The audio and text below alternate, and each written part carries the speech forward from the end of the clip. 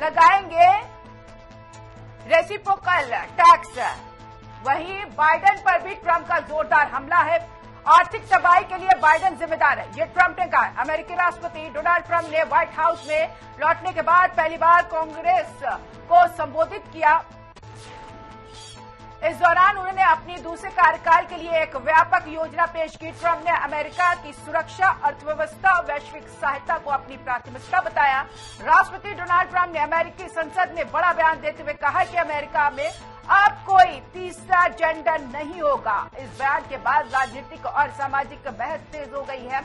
अपने 1 घंटे 40 मिनट लंबे भाषण में उन्होंने अमेरिका की वापसी और स्वर्ण युग की शुरुआत का दावा किया। उन्होंने बताया कि अपने 43 दिनों के कार्यकाल में उन्होंने लगभग 100 कार्यकारी आदेशों पर हस्ताक्षर किए, जो कई सरकारें वर्षों में नहीं कर पाई।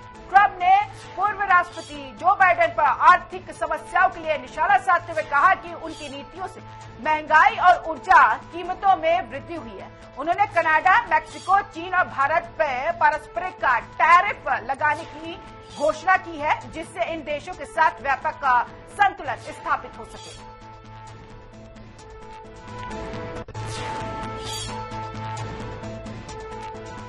जब से डोनाल्ड ट्रंप एक बार फिर अमेरिका के राष्ट्रपति बने हैं तो एक के बाद एक बड़े फैसले लेते हुए नजर आ रहे हैं।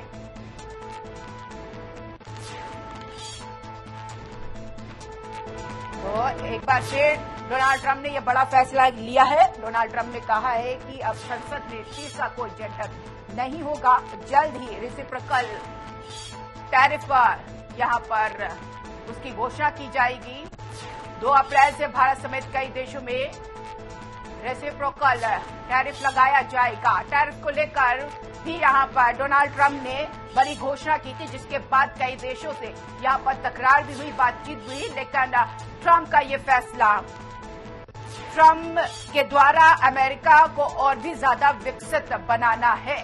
हालांकि इन सब के बीच कई ऐसे बातें निकलकर सामने आई है जिससे ट्रंप के इस फैसलों की आलोचना भी हुई और सराहना भी हुई। लेकिन ट्रंप एक के बाद एक फैसले लेते हुए दिखाई दे रहे, नजर आ रहे, जिसकी पूरे विश्व में चर्चा है। ट्रंप ने पहले ही कह दिया था कि अगर वो राष्ट्रपति बनते हैं तो अमेरिका को और भी ज्यादा विकसित बनाने के लिए वो बहुत ही ज्यादा कड़ा रुख अपनाएंगे। और ट्रंप की जो रुख है और ये साथ ही साथ अन्य देशों के साथ जो संबंध है कहीं न कहीं तीखे भी होते नजर आ रहे हैं। लेकिन अब देखना यह है कि ट्रंप के इस फैसले से दुनिया पर क्या असर पड़ेगा, तमाम उन विकसित और विकासशील देशों पर क्या असर पड़ेगा। हालांकि भारत को लेकर भी ट्रंप ने काफी कुछ यहाँ पर कड़ा रुख अपनाया। इन सब के बीच भारत और अमेरिका के संबंध को सही करने के लिए और साथ ही साथ अपने जो यहाँ पर MOU उसको और भी ज्यादा मजबूत करने के लिए प्रधानमंत्री भी डोनाल्ड ट्रंप से मिलने पहुंचे थे। अब देखना यह है कि ट्रंप जिस तरीके से अपना रुख अपना रहे हैं उसका क्या परिणाम निकलकर सामने आता है। चलिए ऐसे पर चर्चा करते हैं। अमित शंकर जी जो कि विदेशी मामलों में जानकार है और कई ज्यादा जानकारी उन्हें राजनीतिक में भी है, उनसे जानेंगे कि किस तरीके से और कैसे अमेरिका के इस फैसले का तमाम उन देशों पर असर पड़ेगा और अमेरिका उन देशों के संबंध में किस तरीके का असर देखने को मिलेगा। सर बहुत बहुत स्वागत है अमित जी। धन्यवाद मुस्कान जी। अमित जी आपसे ये जानना चाहेंगे जिस तरीके से डोनाल्ड ट्रंप एक के बाद एक फैसला लेते हुए नजर आ रहे हैं। अब देखिए एक नए टैरिफ की बात कर दी उन्होंने, कहा है रेसिप्रोकल टैरिफ जल्द ही यहां पर लागू किया जाएगा। इसे हम कैसे समझें? मुस्कान जी इसमें देखिए पहले तो ट्रंप माइंडसेट के साथ जो उनका चुनाव के पहले का जो उनका घोषणा पत्र था, उन्होंने वो घोषणा पत्र ही बहुत साफ था। उस घोषणा पत्र में कहा गया था कि नेशन फर्स्ट की पॉलिसी पे ट्रंप सरकार काम करेगी। और सरकार में आते के साथ ट्रंप ने अपने जो इरादे और मंसूबे हैं दोनों बिल्कुल स्पष्ट कर दिए हैं कि ट्रंप और ट्रंप के एडमिनिस्ट्रेशन के लिए अमेरिका को फिर से एक महान देश बनाना ही उनका जो प्राथमिक फोकस है। और उस अमेरिका को दोबारा उस महान देश के दर्जे को दिलाने के लिए उनको जो जो कदम लेने पड़ेंगे, जो कुछ सख्त भी होंगे, ट्रंप सरकार उसको लेने को तैयार है। अब जब ट्रंप सरकार जब कनाडा और मेक्सिको पे जब 25% इम्पोर्ट टैक्स लगाती है, तो इसका असर मेक्सिको और कनाडा पे तो पड़ेगा, लेकिन इसका जो पॉजिटिव असर है वो अमेरिका पे पड़ेगा। जब ट्रंप रेसिप्रोकल टैक्स की बात करते हैं जो 2 अप्रैल से इंडिया और चाइना पे लगाया जाएगा, तो उनका जो उद्देश्य है वो बिल्कुल साफ है कि मैं सिर्फ वो काम करूंगा जिसमें अमेरिका का भला हो, जिससे अमेरिकी नागरिक को पहली प्राथमिकता मिले। तो एक राष्ट्र अध्यक्ष होने के नाते अगर वो अपने नागरिकों के हित को वो अब सामने रख के फैसला कर रहे हैं तो इसमें कोई बुरी बात तो है नहीं। और अगर आप मुझसे पूछे तो मैं तो चाहता हूं कि ट्रंप जैसे और राष्ट्र अध्यक्ष भी हों जो पहले अपने देश के नागरिकों को सामने रखे, उनके हितों को सामने रखे और उसके साथ कोई फैसला ले। जैसे आपने हमारे देश में देखा होगा कि हमारी पहली प्राथमिकता जो होती है वो जो बाहर से आए हुए लोग हैं वो होते हैं। तो ये तो तमाम राष्ट्र अध्यक्षों के लिए एक संदेश है कि वो समय आ गया है जब हमें पहले अपने राष्ट्र पे जो वहाँ के रहने वाले हैं उन पर ध्यान देना चाहिए। उसके बाद यहाँ पे एक चीज हो जाता है, जब भी किसी देश का नेता यहाँ पे चुना जाता है तो वो नेता, वो बड़ा नेता जो नेतृत्व कर रहा है, उसे ये भी ख्याल रखना होता है कि जो पड़ोसी देश हैं और जो अन्य देशों से उसका संबंध है वो भी सुदृढ़ रहे, इसका भी ख्याल रखता है वो। मुस्कान जी, मुझे कहावत याद आ रही है, जाके पैर न फटते डिवाइस होगा जाने पीर जी बराई। तो अमेरिका जहां से निकल के आया है, अमेरिका की जो दुर्दशा जो बाइडेन सरकार ने की थी वो अमेरिकी को जी पता है। और ट्रंप को इस बात का पता चल गया है कि अगर देश का नागरिक ही उनके साथ नहीं होगा तो पड़ोसियों से अच्छे संबंध बनाने का उनको फायदा क्या होगा। क्योंकि ये तो जो अमेरिका के जो रहने वाले हैं ट्रंप के लिए वोट किया है उन्होंने, और इसके बाद भी अगर कभी ट्रंप रेस में आते हैं तो ये जो वहां के रहने वाले वो ट्रंप के लिए वोट करने वाले हैं। तो ये जो ट्रंप की पॉलिसी है कि नेशन फर्स्ट, भाई मेरा जो पहला फोकस है वो अमेरिका पे होगा, अमेरिकी लोगों पे होगा। उसके चलते अगर मेरे कुछ पड़ोसी मुझसे बुरा मान जाते हैं, बुला लेंगे तो उनका स्वागत है, लेकिन अमेरिका का वैश्विक पटल पे स्टैचर जानने के पश्चात ही आपको, मुझको और तमाम सुनने वालों को ही पता होगा कि कोई भी पड़ोसी देश अमेरिका के साथ संबंध खराब करना अफोर्ड नहीं करता है। लेकिन कई ऐसे फैसले लिए, देखिए भारत के साथ जो संबंध है अमेरिका के साथ तो अच्छे थे, लेकिन जो प्रवासियों को भेजना, अन्य देशों में भी भेजा, प्रवासियों को भेजना, क्या ये नहीं लगता क्योंकि अमेरिका के भी कई ऐसे नागरिक है कई देशों में रह रहे हैं, तो ऐसे में अमेरिका भी फिर जिम्मेदारी लेगा तमाम अपने नागरिकों की वापस लेने का? नहीं मुस्कान जी, जो लोग वहां से वापस भेजे गए हैं वो पहली बात तो प्रवासी नहीं है। जिन हिंदुस्तानियों के हाथ और पैर में बेड़ियां पहना के जहाज पे लाद के जिन्हें वापस भेजा गया है, ये वो भगोड़े हैं जो पैसे की लालच में, एक बेहतर जीवन की लालच में ये अपना देश छोड़ के इलीगल तरीके से अमेरिका जी गए थे। बताइए, कोई भी देश अगर आपके पास लीगल वीजा नहीं है तो अपने देश में रखने को तैयार क्यों होगा?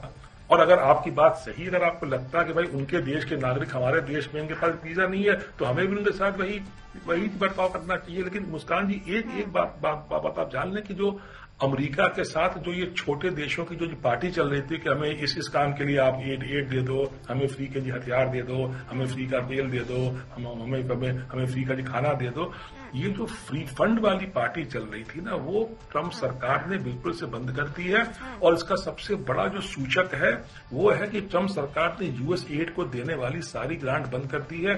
यूएस एड वही संस्था थी जो अमेरिका से पैसे लेके भारत में सरकार को डिस्टेबलाइज करने के लिए तमाम प्रोग्राम चलाया करती थी। तो जो अमेरिका के टुकड़ों पे जिनको इतने सालों से पलने की आदत हो गई, चाहे वो बांग्लादेश रहा हो, चाहे वो पाकिस्तान रहा हो, चाहे वो मेक्सिको रहा हो, उन सब के लिए ये आंखें खोल लेने का वक्त है, क्योंकि उनको दी जाने वाली भीख ट्रंप सरकार ने बंद कर दी है और ये बंदी रहेगी जब तक अमेरिका पहले जितना समृद्ध और सुदृढ़ नहीं हो जाता है। और ट्रंप सरकार का ये फोकस सराहनीय है। और मैं यहां बैठ के आपके चैनल के माध्यम से उस तमाम सुनने वालों से ये बोलना चाहूंगा कि काश हमारे या देश के और नेता भी ट्रंप जितने अपने नागरिक और अपने देश के लिए फोकस्ड होते। जी मुस्कान जी। हाँ, इस बीच देखिए अभी रेसिप्रोकल टैरिफ की बात हो रही थी, तो ट्रंप ने कहा जल्द ही इसे लागू किया जाएगा। तो अगर लागू करते हैं, क्योंकि आयात पर ही ये टैरिफ लागू होगा, तो ऐसे में भारत को क्या नुकसान होगा कि फायदा होगा? अगर आप देखें तो मोदी सरकार जब 2014 में जब आई तो मोदी सरकार ने बहुत सारे क्रांतिकारी कदम लिए, जिसमें डिजिटल की पेमेंट था और शौचालय था और रोड था और घर था, ऐसे तमाम फैसले लिए। इन तमाम फैसलों के बीच में मोदी सरकार का एक बहुत मेजर इनिशिएटिव था, वो मेक इन इंडिया का भी था। ये तो आपको मुझको जी पता है कि जब हम बाहर से सामान खरीदते हैं तो हमारा फॉरेन एक्सचेंज जाता है, और जब हम बाहर सामान भेजते हैं तो हमारा फॉरेन एक्सचेंज आता है। इस बैलेंस को ठीक करने का इससे बेहतर समय और कोई नहीं होगा। हर देश को अपने संसाधनों का बेहतर से बेहतर प्रयोग करके अपने देश के लिए धन कमा के लाना होगा। और ट्रंप के इस फैसले से शॉर्ट टर्म में शायद हिंदुस्तान को थोड़ी दिक्कत की ट्रेड में हो सकती है, लेकिन लॉन्ग टर्म में इसका असर भारत के लिए और भारतीयों के लिए पॉजिटिव ही होने वाला है। और अमित जी, आपसे ये भी जानना चाहेंगे, क्योंकि अभी यूक्रेन और अमेरिका के बीच खनिज को लेकर बातचीत होनी थी, लेकिन यहाँ पर तनाव हो गया, लेकिन फिर उसके बाद जेलेंस्की ने एक पत्र लिखा है। तो इसको हम कैसे देखें? क्या जेलेंस्की यहाँ पर स्टे इसलिए हो गए हैं क्योंकि भारी मदद अमेरिका की तरफ से सैन्य मिलती थी, और यही वजह है कि जेलेंस्की यहाँ पर अपना रुख नर्म करते नजर आए? मुस्कान जी, जो ट्रंप और जेलेंस्की के बीच जो मीटिंग हुई थी, वो हम सबने उसकी रिकॉर्डिंग भी देखी है। तो वो कोई अच्छी मीटिंग तो नहीं थी।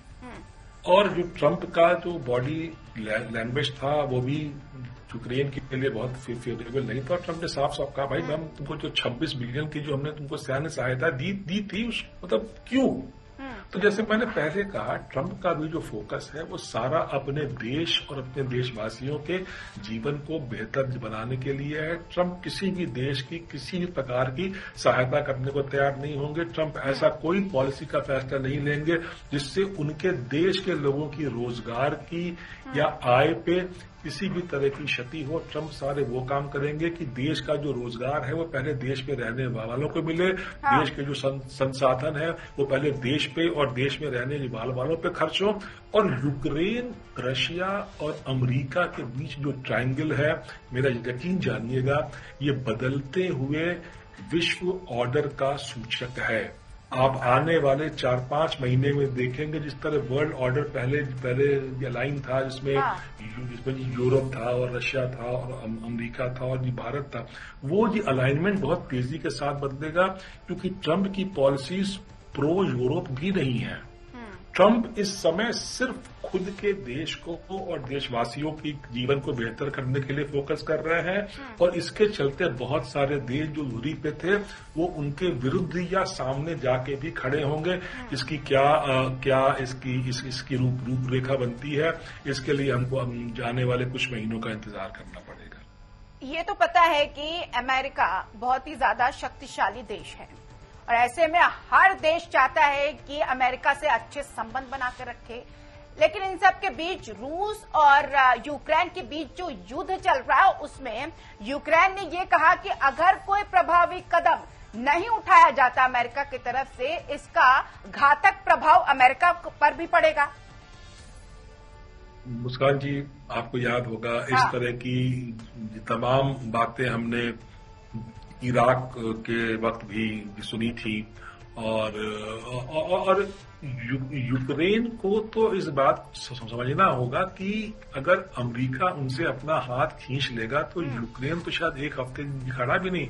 हो पाएगा। अगर यूक्रेन को युद्ध से जो उनके देश में जो विध्वंस मचा है, अगर उनको अपने देश को फिर से बनाना है, तो वो बिना अमेरिकी सहायता और सहयोग के संभव नहीं है। और यूक्रेन को मानना पड़ेगा कि रूस और अमेरिका यूक्रेन के विरुद्ध एक साथ जाके खड़े हो चुके हैं। अब रूस और अमेरिका के बीच में क्या वार्ता हुई है उसका कोई साक्ष्य मेरे पास नहीं है, लेकिन ये बदलते हुए विश्व पटल पे दो बड़े विश्व पावर के एक साथ होने का ये सूचक है। और ये जो सूचक है उसको सारा विश्व बहुत ध्यान से देख रहा है। और इसमें छोटे मोटे जो देश हैं, जैसे यूक्रेन हुआ या बांग्लादेश हुआ, इन्होंने अगर अपने आप को अमेरिका के हितों के साथ इन्होंने अलाइन नहीं किया तो इसके बहुत गंभीर परिणाम उनको भुगतने पड़ेंगे। बिल्कुल, देखिए अब आपने बहुत अच्छी जानकारी दी और अंदर की जानकारी जो हर कोई जानना चाहता है, लेकिन इस वक्त ट्रंप के फैसले को लेकर पूरे विश्व में चर्चा है। बहुत शुक्रिया अमित शंकर जी, आप जुड़े, हमसे बातचीत की और महत्वपूर्ण बातें हमारे दर्शकों तक पहुंचाई। तो यहाँ पर ट्रंप ने जो एक नया फैसला लिया है और ऐसे में नए टैरिफ को लागू करने की बात की है, इसे देखना है कि अन्य देश इसको कैसे एक्सेप्ट करता है और अमेरिका और अन्य देश और भारत के बीच का संबंध किस तरीके से मजबूत होता है या फिर इस बीच कोई तलखियां आती है। फिलहाल